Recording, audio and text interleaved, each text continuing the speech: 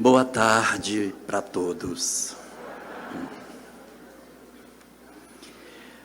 Quando Jesus, o governador planetário, recebeu a responsabilidade dos planos superiores de estabelecer no planeta Terra um espaço para o desenvolvimento das almas, já se sabia que num determinado momento dessa história, o planeta deveria receber uma quantidade significativa de almas vindas de outros orbes, que para cá viriam para estabelecer a estrutura do conhecimento científico, filosófico, religioso e artístico do planeta, construindo assim o arcabouço de todo o saber que o planeta haveria de ter.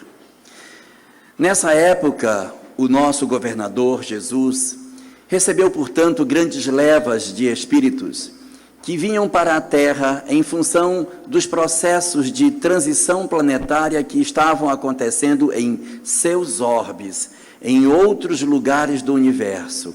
E as almas que para cá vinham eram almas de conhecimento intelectual bastante desenvolvido, mas com grandes dificuldades no campo moral.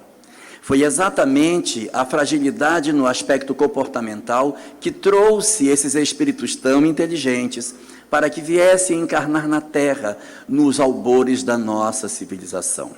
Formaram eles aqui grandes povos que nós conhecemos nos livros de história e que nos encantamos com a grandiosidade dos seus conhecimentos e com a majestade da capacidade que eles tinham de construir obras, de realizar construções arquitetônicas e também os seus saberes, seus conhecimentos, sua forma de viver. Hoje, ainda observando algumas dessas civilizações antigas, nós nos surpreendemos por ver a grandiosidade do conhecimento que esses homens tinham, apesar de uma época tão antiga, tão remota em relação à atual. Mas para que esses espíritos que aqui encarnavam tivessem a oportunidade de se transformarem, de mudarem, porque era exatamente a mudança, a reforma íntima, a transformação moral, que capacitaria esses espíritos para que eles regressassem para o seio dos seus amores, para os seus planetas de origem, e ali então eles retornassem às suas relações afetivas.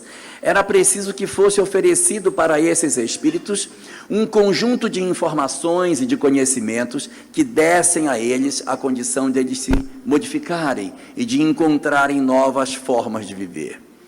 E isso assim se deu.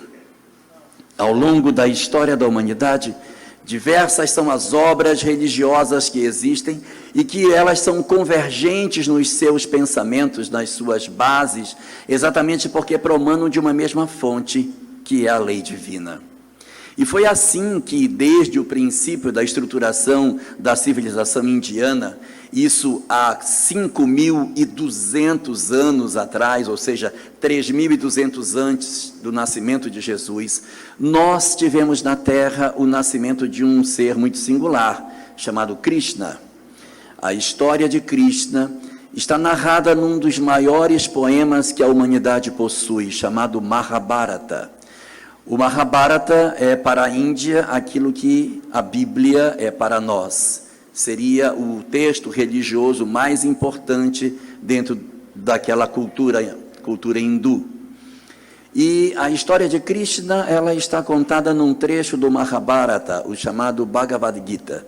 É uma obra pequena, 18 capítulos, muito sintética, que trata a respeito da vida, da morte, da reencarnação, da imortalidade, do processo de iluminação interior e de uma série de conjuntos de princípios muito parecidos com aqueles que a doutrina espírita possui.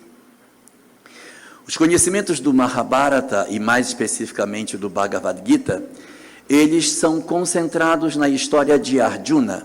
Arjuna é um príncipe que está num campo de batalha, e na batalha ele enxerga os seus oponentes e seus aliados, e ele teme a batalha na hora em que ele percebe que seus oponentes são, na verdade, seus parentes, porque era um processo antigo de divisão de terras, e agora aqueles com quem ele guerreava no passado haviam sido seus parentes. E isso faz com que Arjuna se sinta muito desconfortável, e ele começa a conversar com o seu conselheiro, Krishna, perguntando para ele: e agora? Ele lutava ou não? E aí vai se transcorrer a história do Bhagavad Gita, que é uma discussão sobre a luta do homem contra os seus opositores. E tudo é uma grande parábola, porque os opositores são os defeitos, os meus aliados são as minhas virtudes, e eu estou no meio para lutar, no meio dessa guerra, que é uma guerra do crescimento do homem espiritualmente. Na leitura que o Bhagavad Gita nos oferece, é possível retirar 7 lições significativas de dentro dele. Lição número 1, fugir do papel de vítima, parar de se vitimizar e de fazer drama com tudo que acontece colocando a culpa nos outros. Essa é a regra número 1. Aprendizado número 2, todas as coisas vão passar. Então, portanto, aceite a transitoriedade das coisas. Não se apegue às coisas, porque tudo é transitório, nada lhe pertence e tudo vai passar. A única coisa que permanece é você. Mas nem as pessoas que você acha que lhe pertencem. Tudo passa. Acostume-se a isso. Número 3. Só o que é real é o que existe dentro da nossa mente. Se eu acredito que fulano é errado, ele vai ser errado. Se eu acho que fulano é certo, então aquilo vai ser certo. É a minha maneira de ler a vida que torna a vida real para dentro de mim. Não importa o que está lá fora, o mais importante é como eu leio as coisas, como é que eu traduzo dentro de mim a leitura que eu faço do mundo que está lá fora. Verdade número 4. Enquanto você não disciplinar o seu pensamento, você não poderá mudar. Porque é preciso doutrinar a mente para que os nossos pensamentos sejam bons, para que você consiga ter uma mudança de vida. Enquanto você não fizer isso, você não vai mudar, vai permanecer do mesmo jeito. É ilusória a ideia do homem de querer não agir no mal, porque a gente age depois que já pensou. Segundo o Bhagavad Gita, você tem que doutrinar o seu pensamento para que nem sequer você pense, para que não haja.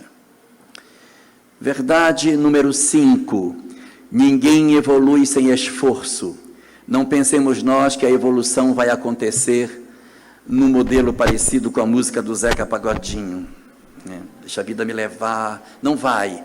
É preciso esforço, repetição, treino para que você consiga vencer as imperfeições. Verdade número 6. Você é o construtor da sua própria história. Ninguém constrói sua vida, como ninguém pode construir sua felicidade. Só você mesmo é que pode construir a sua própria história, a sua libertação espiritual. E a verdade número 7, muito próxima daquilo que o Espiritismo diz, assevera que a batalha, essa guerra, ela já está ganha, porque todos temos um encontro marcado com a felicidade. Ou seja, pode demorar, mas todos nós venceremos a batalha e nos tornaremos espíritos felizes. Essa era a verdade do Bhagavad Gita que, às vezes, algumas pessoas não têm contato, não conhecem, mas devem conhecer o canto 12 do Bhagavad Gita, que é quando Krishna se autodescreve. No canto 12, Arjuna, que é o aprendiz, vira-se para Krishna e pergunta: mas e tu? Quem tu és? E a resposta dele é a que todos conhecem. O Krishna responde: eu sou a luz das estrelas, eu sou a cor do luar, a letra A tem o meu nome, eu sou a mãe, o pai e o avô, o filho que ainda não veio, o início, o fim. Chegou aqui já leram, né? Como chama essa música? Gita, porque é Bhagavad Gita. Esses pensamentos, eles estavam contidos para que as pessoas pudessem fazer a sua mudança já naquela época, para que nós pudéssemos nos transformar e não perdêssemos a oportunidade da mudança. Era preciso ir para dentro e não para fora. Ali mesmo no Oriente, no 6º século antes do nascimento de Jesus, haveria um outro grande missionário que traria uma mensagem extraordinária, Siddhartha Gautama, conhecido como Buda. O Buda dizia que o caminho para a felicidade estava na capacidade que a gente tivesse de parar de desejar. Porque o desejo, vindo no pensamento, impedia que nós alcançássemos a felicidade. Era preciso não desejar, era preciso disciplinar o pensar, para que nós então nos despojássemos de Maya, que é tudo de ruim que há em nós, e assim nós alcançássemos a iluminação. O Buda traria uma mensagem extremamente revolucionária que mudaria os conceitos do Nepal e depois se espalharia por todo o Oriente. Hoje, o budismo está disseminado em boa parte do Oriente, exatamente com os conceitos que dizem que o mais importante é a nossa mudança interior, é a busca do eu profundo, do nosso autoconhecimento, do mergulho no interior do meu eu, para que eu me conheça, para que eu saiba quem eu sou, conheça quais são as minhas tendências, analise a minha forma de viver e de pensar, e a partir disso, iniciar um processo de transformação. A mensagem havia chegado também naquela região do Nepal.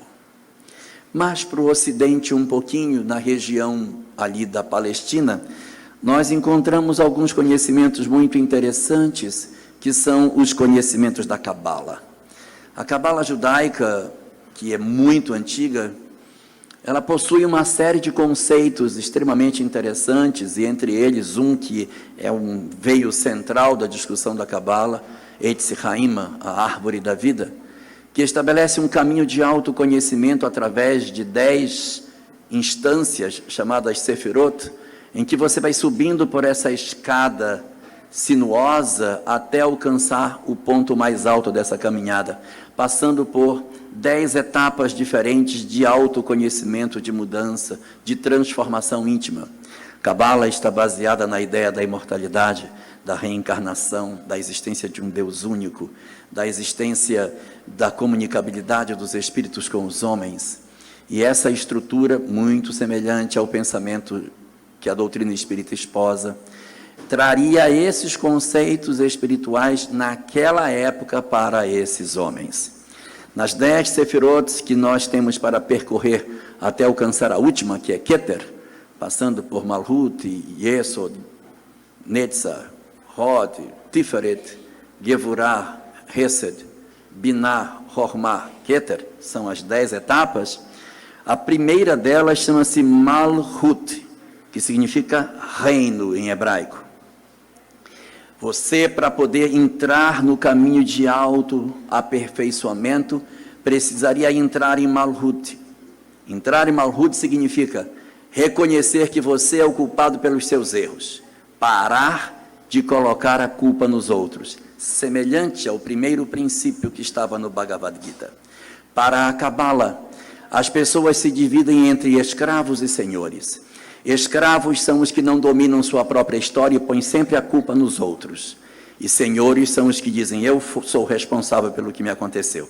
A responsabilidade é minha e sou eu que sou o responsável pelo que me acontece. Quando eu alcanço esse nível de consciência, eu começo a entrar na árvore da vida que a Cabala possui. Eu piso no primeiro ponto para o meu fenômeno de amadurecimento, quando eu revejo os meus pensamentos, quando eu refaço os meus conceitos de vida, aí eu estou preparado. Então, o primeiro ponto para entrar Malhut, ou seja, o reino, é acontecido exatamente quando você descobre, eu estou errado, eu erro, eu faço coisa errada, eu sou o culpado, não são os outros. Eu paro de culpar as pessoas e reconheço a minha responsabilidade direta diante da minha vida.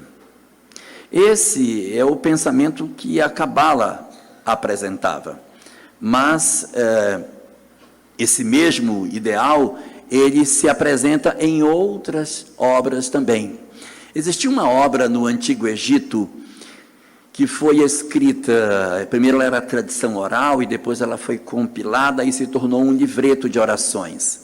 Nós conhecemos esse livro com o nome de O Livro dos Mortos, mas esse não era o nome dessa obra àquela época. Essa obra àquela época era chamada de O Caminho para a Luz, ou a saída para a luz, porque eles entendiam que a alma, quando desencarnava, ela precisava encontrar a luz para seguir, e nesse livreto estavam as orientações para encontrar o caminho para a luz. E por que se chamava o livro dos mortos, se é tão diferente? É porque esse livreto ele era colocado do lado da múmia, bem pertinho da cabeça, para que a múmia, quando despertasse, pegasse o livrinho para dar uma lida, para se orientar. Então o livro era colocado aqui.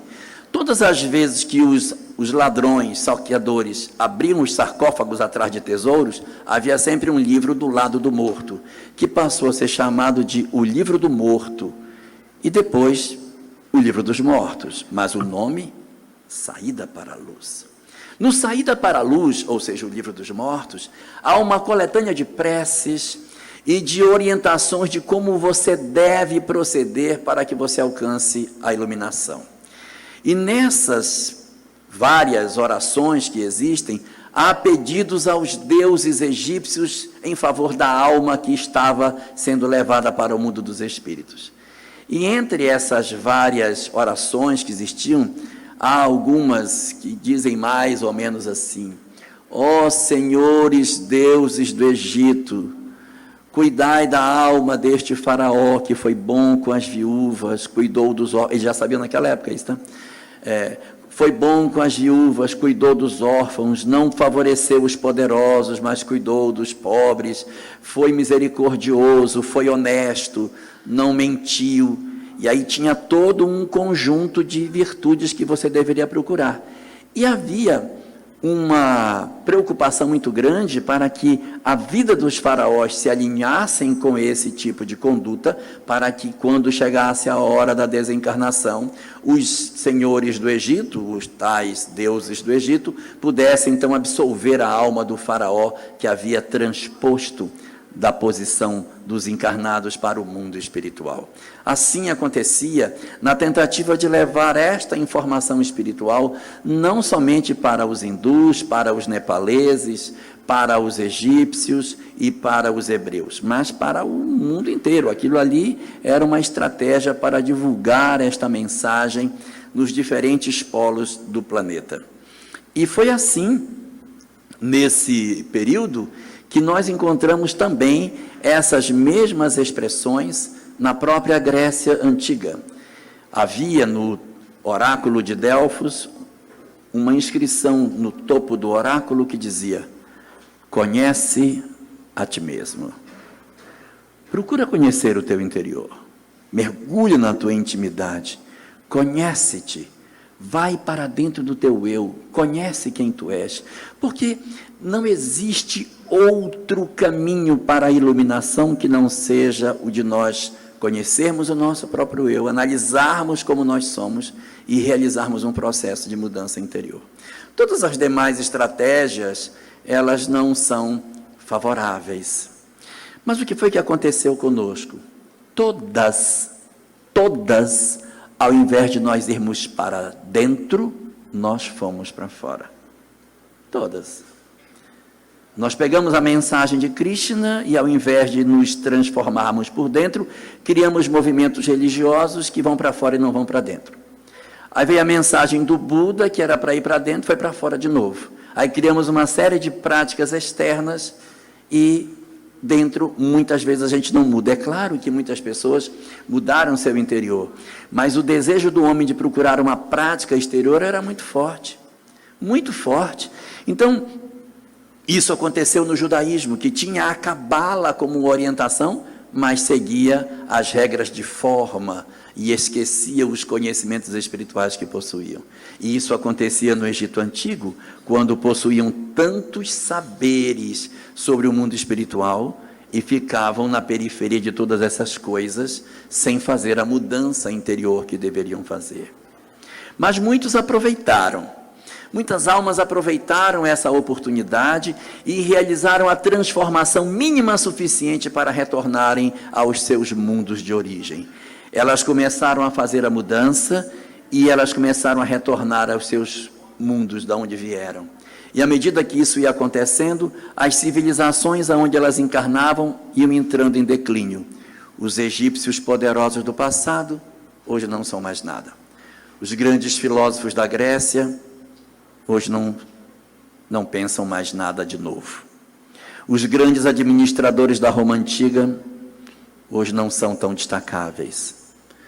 Os grandes homens iluminados da Índia, hoje já não têm mais o destaque que tinham antes. Ou seja, houve um processo de degradação, de degeneração dessas sociedades, porque a natureza do espírito que os animava acabou deixando de encarnar, e aquelas civilizações começaram a perder força e interesse.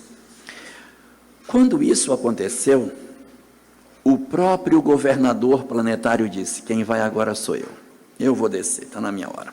Eu vou levar a mesma mensagem de novo, para ver se dessa vez o pessoal entende, que ninguém tinha entendido ainda. Você fala para dentro, o pessoal vai para fora. Fala para dentro, vai para fora. Fala para dentro, vai para fora. O tempo todo. Então eu vou. Mas antes vou mandar um precursor. Mandou João, o Batista. João, o Batista, era filho de Zacarias. Zacarias era sacerdote. Se Zacarias era sacerdote, então João também seria sacerdote, porque a linhagem ela é uma linhagem hereditária.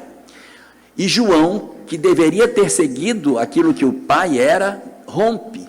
Ele rompe com a família. E aí, em vez de morar junto com os pais em Ain Carim, que era a cidade dele, vai morar no deserto. Em vez de casar, como era esperado de um sacerdote, vai viver no deserto sozinho. Em vez de vestir-se com as roupas dos sacerdotes, vai viver com roupa de camelo, amarrado com um couro na cintura. Aquilo devia feder horrivelmente, mas aí ele vivia desse jeito.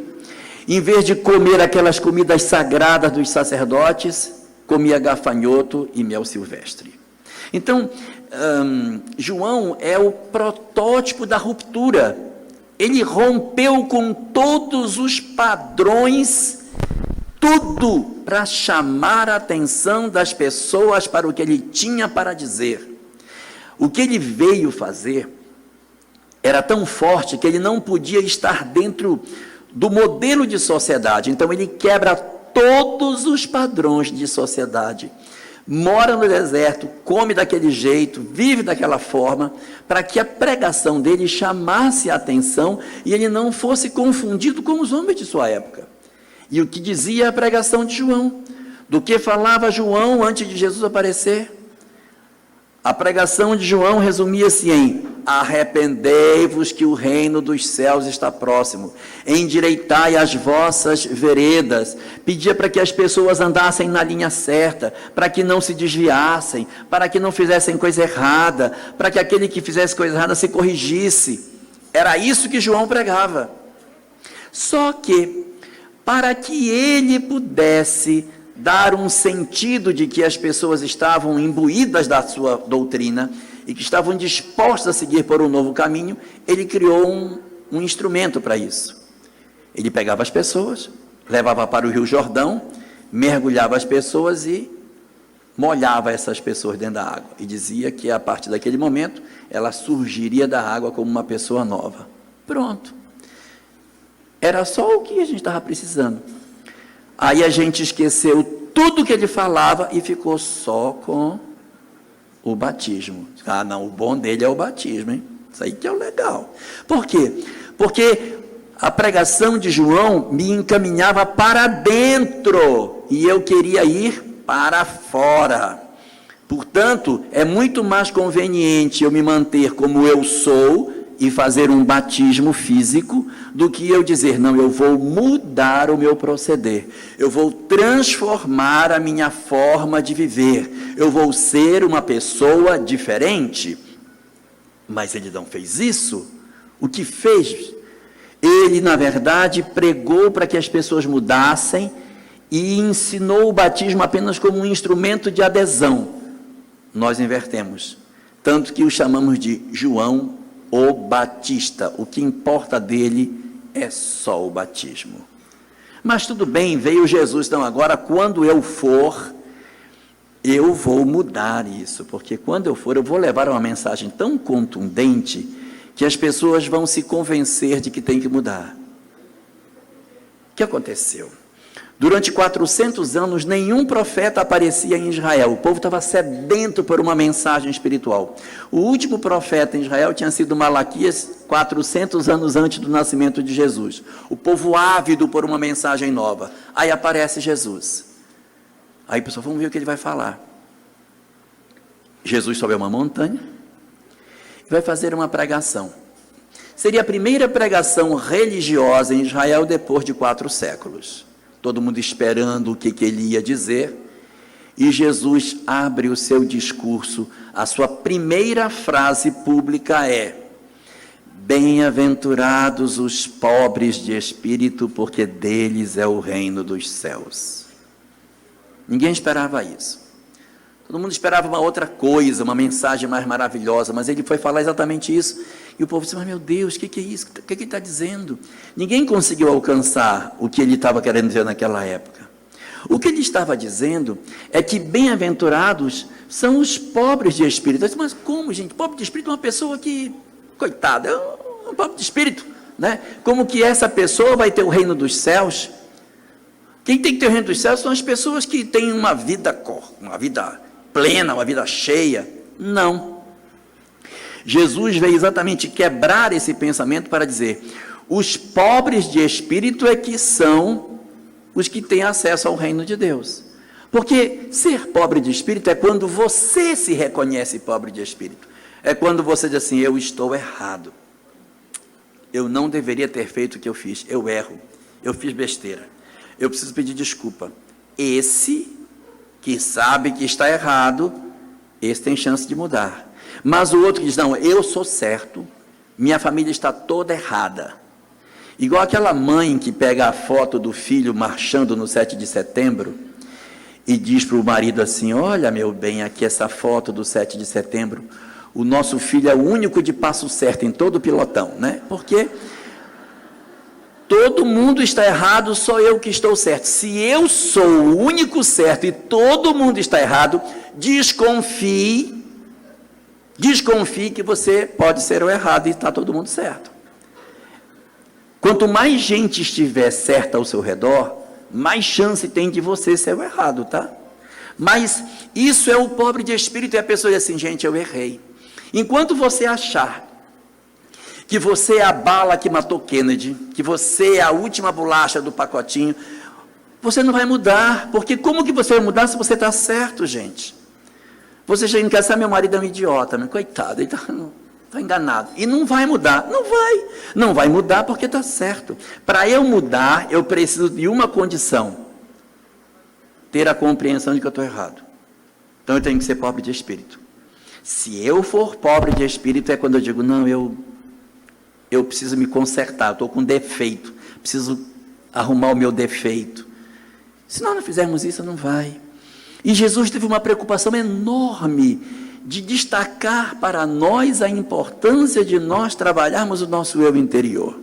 Tem um capítulo do Evangelho de Mateus, é o capítulo 13. Nesse capítulo, Jesus conta 7 parábolas, uma atrás da outra. E ele conta uma parábola assim: e propôs-lhe outra parábola, e vem outra. Propôs-lhes outra parábola, e vem uma atrás da outra, 7. São chamadas as 7 parábolas do reino. Nessas 7 parábolas, ele está falando sobre o reino de Deus.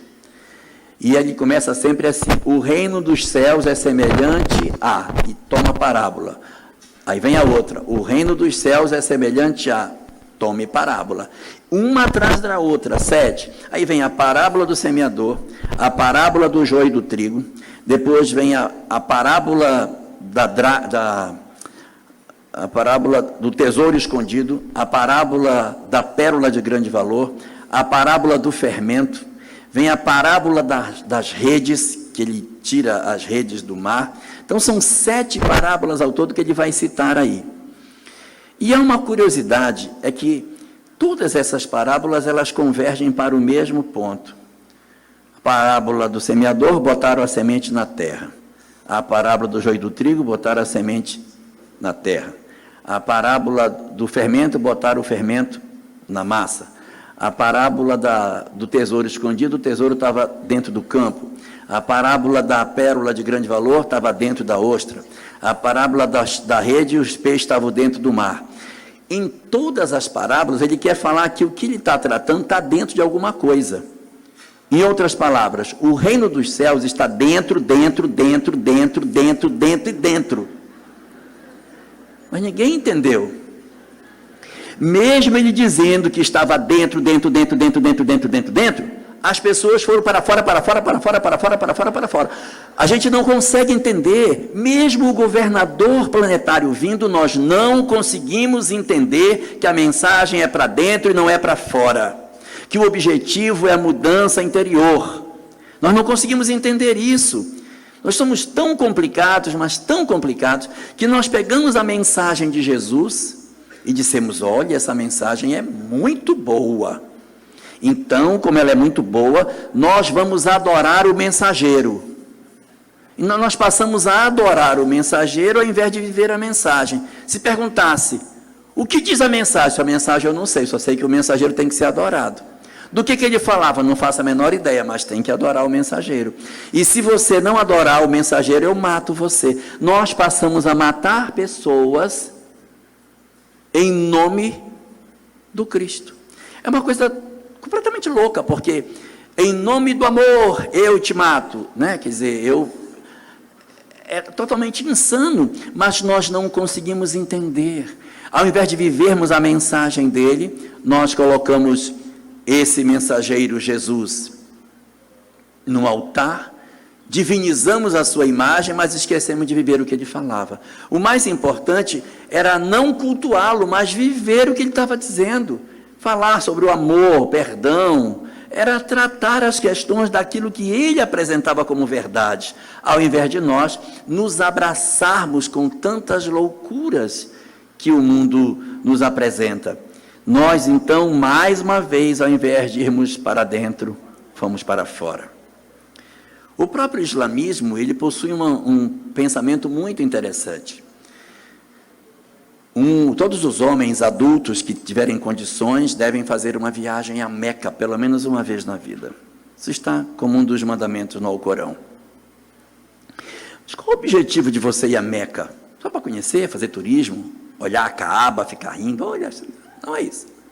O objetivo é porque ir a Meca é ir para um programa de autoconhecimento. Todos os que vão a Meca nessa atividade, eles fazem uma imersão. A pessoa não vai para voltar, ela vai e fica dias, semanas, onde ela emerge para fazer um processo de autoconhecimento. Quem sou eu? O que eu penso de mim mesmo?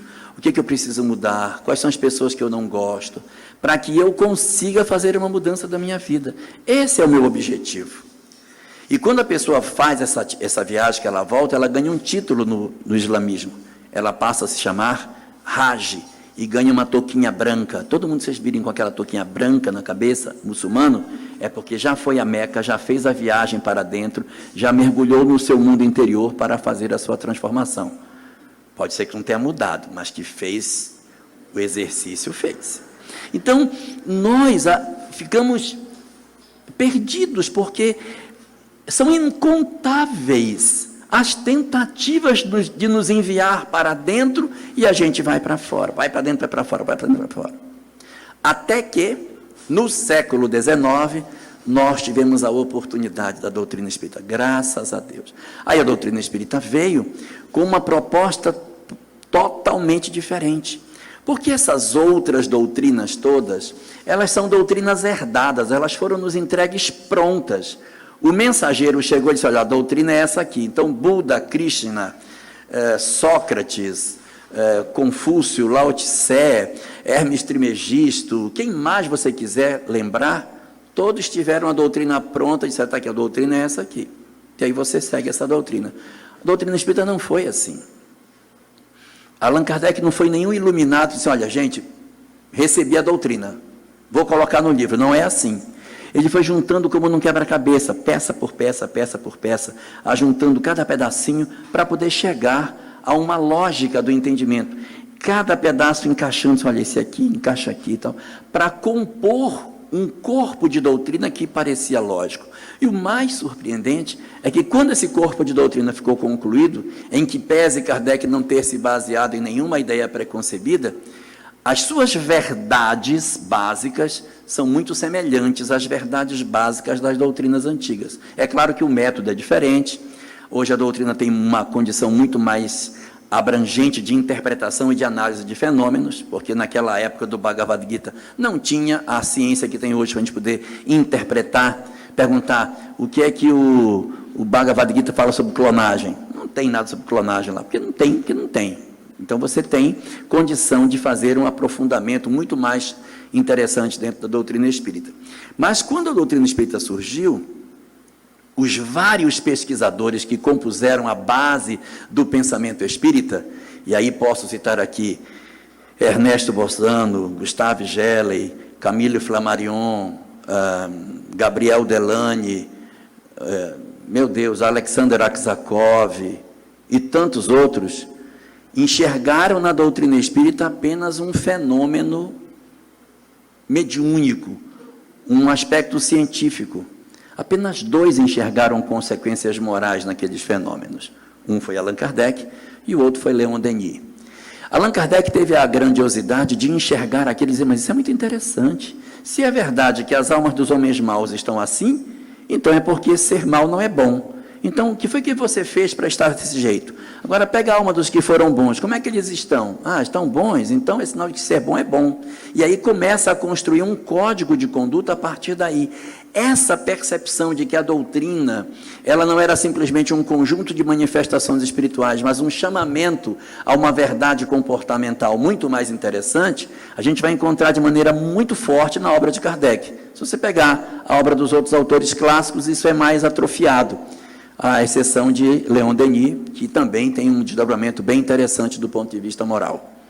Então, quando Kardec constrói a doutrina, ele descobre que o grande eixo dela não era simplesmente falar que existia vida após a morte, que o grande objetivo da mensagem espírita era a transformação moral do homem, a reforma íntima. Então, a transformação moral é o cerne de tudo aquilo que o Espiritismo traz.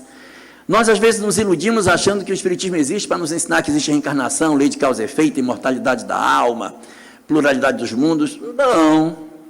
Isso são ferramentas para nos convencer a mudar. Esses princípios doutrinários existem para que a gente se convença que temos que ser diferentes. É para que eu me convença disso. Vou dar um exemplo. A pessoa lê o Evangelho e está lá escrito: amai os vossos inimigos. Isso eu não vou amar isso aqui não. Essa parte aqui eu vou pular, porque isso aqui é muito difícil. Ou então, amai o próximo. Isso aqui eu vou dar para eu fazer. Eu amar o próximo dá, que eu vou amar só o próximo. Esse aqui eu não sou o próximo. Esse aqui eu não quero ainda, só o que vier depois. Então, a gente tem dificuldade de amar. Não, mas eu não posso perdoar fulano. Nossa, eu tenho tanto ódio de fulano, tanto ódio, eu não consigo perdoar, eu tenho ódio demais. E as pessoas dizem, não, a palavra de Jesus não me convence. O que diz a doutrina espírita? Não, você tem que amar o seu inimigo. Mas eu não quero, tudo bem. Não quero, está ótimo. Mas lembre-se, odiar é marcar encontro. Então, se você quer reencontrar com seu desafeto, odeie bastante. Porque você aí vai ter a chance de encontrar com ele amanhã. Se não, então eu não quero. Então mude. Perdoe para desatar o laço. Mas se eu perdoar, bonito, ele faz, eu perdoo e ele vai no bem bom. Não, porque segundo a lei de causa e efeito, o mal está dentro de nós. O mal não está na minha relação com o outro. Eu carrego o mal dentro de mim. Quando eu perdoo alguém, eu apenas me retiro do circuito sem a necessidade de reencontrar com ele. Mas ele carrega dentro de si as responsabilidades que lhe são próprias. Não é o meu perdão que isenta de culpa o outro. O meu perdão reduz significativamente a chance do reencontro. Você quer reencontrar com seu desafeto? Não. Então perdoe. Tire ele do coração, porque você, pensando no seu desafeto, você fica com a sua mente imantada na dele. Quando chega na hora da reencarnação, a chance de se reencontrar é mais alta. Então solta. Você não quer reencontrar? Solta o pobrezinho, solta ele para lá. Porque se você ficar agarrado na pessoa que você odeia, você está marcando encontro para a próxima existência. E sem querer assustar ninguém, quando a gente odeia alguém, nós temos uma grande chance de renascer numa família junto com essa pessoa. E quando a gente odeia um grupo social, a gente renasce dentro desse grupo social que a gente odeia. Eu confundi vocês? É assim, ó. Quem tem ódio do Avaí, torça pelo time pelo menos uma vez no ano, para não nascer lá. Então é assim, se você odiar uma coisa, você tem uma tendência muito grande de nascer dentro daquilo. Então não odeie, odeie pouquinho, né? Odeia muito. Por quê? Porque se você tiver uma vida de ódio a alguma coisa, você está se comprometendo a renascer no meio deles. Se odiar alguém, vai nascer junto com essa pessoa em algum lugar, né? Imagine que você odeia corintianos e odeia um corintiano em particular, vai nascer irmão dele dentro de uma família corintiana. Esse é um espetáculo. Então, resultado, a doutrina espírita traz instrumentos para que a gente consiga fazer a mudança. E essa mudança não é para fora, é para dentro. E o que foi que o movimento espírita fez? O movimento espírita, mesmo sabendo que o objetivo da doutrina espírita é a transformação moral, se agarrou numa outra frase de Kardec para não fazer a transformação moral. Disse: fora da caridade não há salvação. Então nós passamos a fazer um monte de coisa para fora para não fazer para dentro. Então a gente trabalha para fora, faz panelão, faz sopa, faz agasalho, faz não sei o quê, mas tudo com ódio. Está costurando, está fazendo enxoval dentro da casa espírita. E na hora que está costurando, está com a outra falando: a antipática não veio hoje.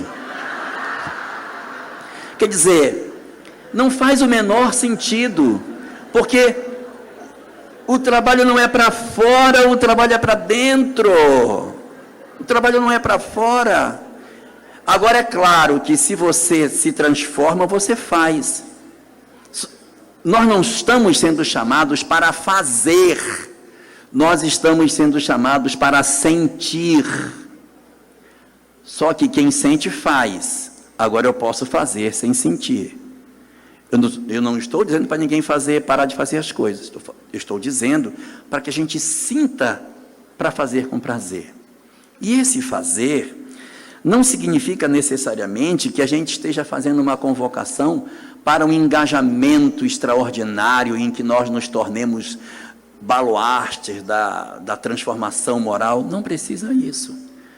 A mudança que nós temos para fazer é bem mais perto de nós. Nós, às vezes, não nos damos conta de que é nosso espaço familiar que estão os nossos maiores desafios e os nossos maiores chamamentos para a mudança. Porque, às vezes, é muito fácil você viver numa família assim: olha, minha família ninguém me entende, então eu vou para a rua, eu faço isso, faço aquilo, mas em casa eu sou de mal com todo mundo, mas eu acho que eu estou ótimo. E assim, é uma coisa ilógica, porque a gente estaria achando que Deus errou, porque Ele me deu um grupo familiar com o qual eu não preciso conviver. É ilógico. A primeira tarefa nossa deve ser a convivência no ambiente doméstico. Ali estão, eu não estou falando assim, ali está o desafio, o sacrifício, a renúncia, as lágrimas, não precisa todo esse sofrimento, esse drama todo, mas que a gente conviva e que sinta prazer na convivência dos nossos entes queridos, que a gente sinta prazer na convivência com eles, sabe? Porque o que acontece muitas vezes é que a gente quer que os nossos filhos sejam todos maravilhosos, todos lindos, que a gente chegue em casa, esteja todo mundo banhado, perfumado, passado talco, na porta nos esperando, cantando aos pés do monte, quando a gente chega. Não vai ter isso. Que o marido seja aquela coisa maravilhosa, que quando a gente apareça na esquina, ele já venha jogando pétala de rosa até dentro. Não vai acontecer, não vai acontecer. Mas a gente precisa aprender a conviver com as pessoas que são difíceis, são diferentes. É esse o desafio. é eu conseguir fazer uma releitura das coisas. É eu conseguir fazer essa releitura. Veja, não é da gente dizer assim, e agora eu tenho que fazer isso, porque, meu Deus, é um sofrimento, uma dor no meu coração. Não é isso. Mas é nós entendermos o que a doutrina espírita fala, para que a gente mude. O objetivo é mudar. A gente vem desde lá do Krishna, lutando, se esbagaçando tudo, e não muda, não muda. Não tem mais, não existe mais o que dizer. Não existe. Vocês assim, então eu quero que os espíritos venham e digam, já disseram, não tem mais, nós não podemos esperar por nenhuma outra informação que seja mais clara do que essa, é para ir para dentro, não é para ir para fora. Então, com relação à nossa família, é a gente pegar o conhecimento espírita que tem, e a gente olhar as pessoas que fazem parte do nosso grupo familiar, e não é para dizer isso para a pessoa, mas é para você pensar dentro do seu coraçãozinho, de verdade, não é para falar de boca para fora, de verdade, olhar para a pessoa e dizer, em vez de olhar, porque a gente gosta muito de olhar para a filha e dizer, meu Deus, isso é uma cruz que eu carrego, meu Deus do céu. Sogra então, coitado, assim, oh meu Deus, por que não vai de uma vez, né? Ao invés da gente fazer isso, você olha para a pessoa e tomando o conhecimento espírita que você tem, você olha e diz, você é a minha grande oportunidade de crescer. Mas não é para dizer assim, porque você é uma cruz, não é esse sentido, mas é, porque se eu conseguir conviver com você e retirar as lições que eu preciso, que coisa maravilhosa, que coisa ótima se eu conseguir fazer isso. Então a gente precisa aprender a conviver com as pessoas, com as dificuldades que ela tem, aprender a conviver com o que é difícil, aprender a conviver com o que é imperfeito. Meu filho é drogado, mas é o filho que eu tenho. A minha mãe é problemática, mas é a mãe que eu tenho. E daí, gente, nós temos que acabar com essa história de que família de espírita é família de propaganda de margarina. Não é propaganda de margarina. Fica todo mundo rindo, sabe? Tomando café da manhã. Não é. Tem defeito, tem problema, um tem vício, um é problemático, o outro é perturbado. Mas e daí? É a nossa família real, isso é a nossa realidade. Você vai querer fugir da realidade que você tem? Você vai querer mentir da realidade que é a sua? Não faz o menor sentido nós criarmos uma ilusão. Nós estaremos mentindo para nós mesmos e deixando de aproveitar a oportunidade da mudança. Sabe, existe na literatura espírita uma mensagem até pouco conhecida, está na Revista Espírita, de 1865, mês de agosto, página 340 no livro da FEB. Procurem lá, chama-se A Chave do Céu. Nessa mensagem, Lacordaire, que é quem assina a mensagem, ele faz uma escada de como deve ser a caridade dentro de casa. Ele diz o seguinte, você tem que fazer caridade. Então, qual é a escala? Quem eu tenho que atender primeiro? Quais são as primeiras pessoas que tenho que atender? Ele diz, número 1, cônjuges e filhos. Esses devem ter a nossa primeira atenção. Então, marido, esposa, filhos, são as primeiras pessoas que você tem que cuidar. Não pode desistir daqueles que Deus nos deu para que fossem nossos. Todo tipo de parente que não pode ser ex, a gente nunca desiste. Não tem ex-pai, não tem ex-mãe, não tem ex-filho. A gente não desiste dessas pessoas.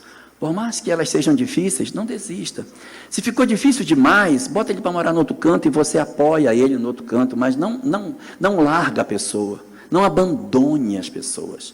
Porque o livro Evangelho segundo o Espiritismo diz que quando você abandona alguém, porque a pessoa é ingrata, você desacelera a evolução dela, porque ela chega no mundo espiritual e diz, eu dei errado porque me abandonaram.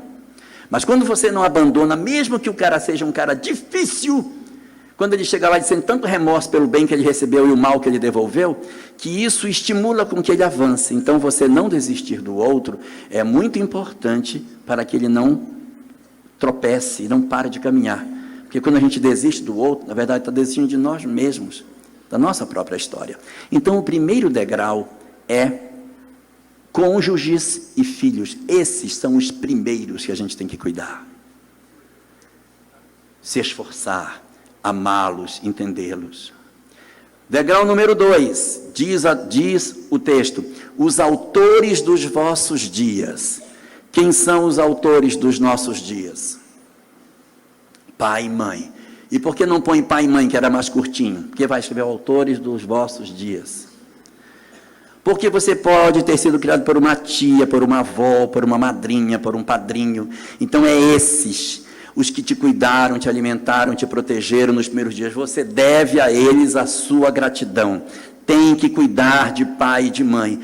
Hoje nós estamos com o envelhecimento acelerado da nossa população. Não vai ser pouco usual nos nossos lares nós termos que conviver com pessoas sequeladas com a idade. Lidarmos com idosos com Alzheimer, idosos com AVC, idosos que têm dificuldade de locomoção, idosos com dificuldade de visão. Isso vai ser comum. Então nós temos que nos preparar para isso e acolher, gente, sem inventar tanta história diferente. O espiritismo é simples, é você entender a que propósito você veio, é esse que é o grande objetivo. Então, o segundo degrau, mãe e pai, os autores dos vossos dias. Degrau número 3, irmãos consanguíneos, que a gente acha que perde o vínculo depois que casa. Errado. Diz a mensagem que nós continuamos tendo que ter preocupação com essas pessoas. Degrau número 4, os amigos do coração. A gente cuidar dos outros, a gente se cuidar, se visitar, se ajudar, se confraternizar, estar próximos. Nós precisamos disso. E degrau número 5, os pobres de todos os matizes, a começar pelos mais miseráveis. Nós invertemos, nós colocamos os pobres no começo e jogamos a família para o final. Está tudo errado. Tem que desinverter essa pirâmide. Nós temos que cuidar dos pobres? Temos, porque precisamos disso. Eles precisam de ajuda, mas nós temos um dever inalienável com as nossas famílias.